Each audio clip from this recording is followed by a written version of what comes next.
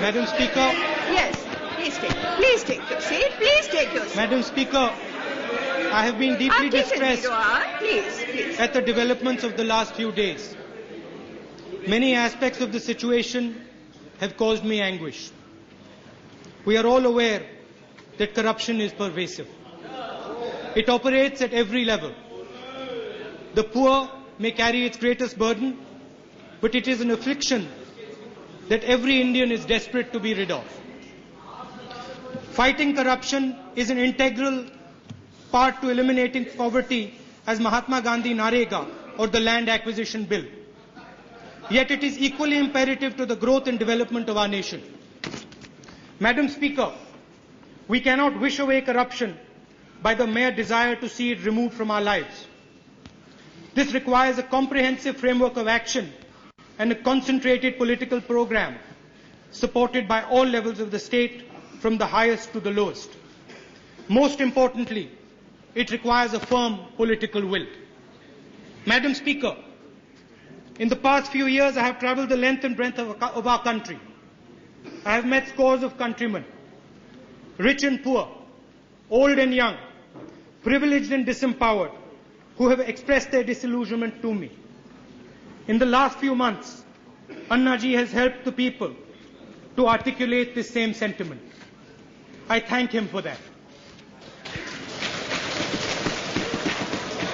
I believe that the real question before us... Please, let's have order in the House. I believe that the real question before us, as representatives of the people of India today, is whether we are prepared to take the battle against corruption head on. It is not a matter of how the present impasse will resolve. It is a much greater battle. There are no simple solutions. To eradicate corruption demands a far deeper engagement and a sustained commitment from each one of us.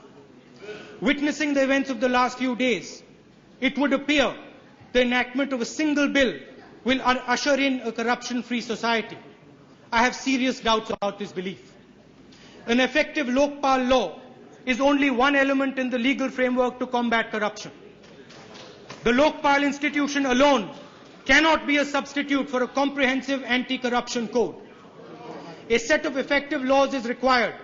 Laws that address the following critical issues are necessary to stand alongside the Lokpal initiative. Government funding of elections and political parties. Transparency in public procurement. Proper regulation of sectors that fuel corruption, like land and mining.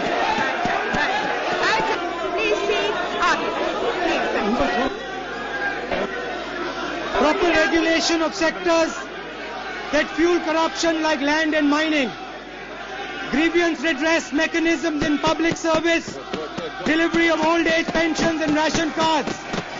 Continued tax reforms to end tax evasion. We owe it to the people of this country to work together across party lines to ensure that Parliament functions at its optimal capacity and delivers these laws in a just and time-bound manner. We speak of a statutory Lokpal, but our discussion sees at the point of its accountability to the people and the risk that it might itself become corrupt. Madam Speaker, why not elevate the debate? Let us take it further and fortify the Lokpal bill by making it a constitutional body like the Election Commission of India. I feel the time has come for us to seriously consider this idea. Madam Speaker, laws and institutions are not enough. A representative, inclusive and accessible democracy is central to fighting corruption. Individuals have brought our country great gains.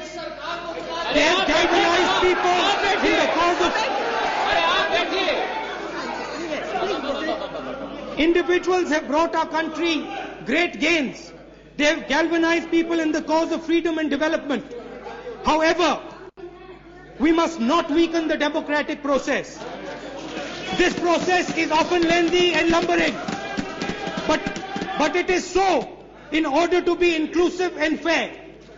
It provides a representative and transparent platform where ideas are translated into laws. A process divorced from the machinery of an elected government that seeks to undo the checks and balances created to protect the supremacy of Parliament, of this House, sets a dangerous precedent for our democracy. Today the proposed law is against corruption. Tomorrow the target may be something less universally heralded. It may attack the plurality of our society and our democracy. India's biggest achievement is our democratic system. It is the life force of our nation. I believe we need more democracy within our political parties. I believe in government funding of our political parties. I believe in empowering our youth, in opening the doors of our closed political system, in bringing fresh blood into politics and into this House. I believe in moving our democracy deeper and deeper into our villages and our cities. I know my faith in democracy is shared by members of this House. I know that regardless of their political affiliation, many of my colleagues work tirelessly to realize the ideals upon which our nation was built. The pursuit of truth is the greatest of these ideals. It won us our freedom. It gave us our democracy. Let us commit ourselves to truth and probity in public life. We owe it to the people of India. Thank you.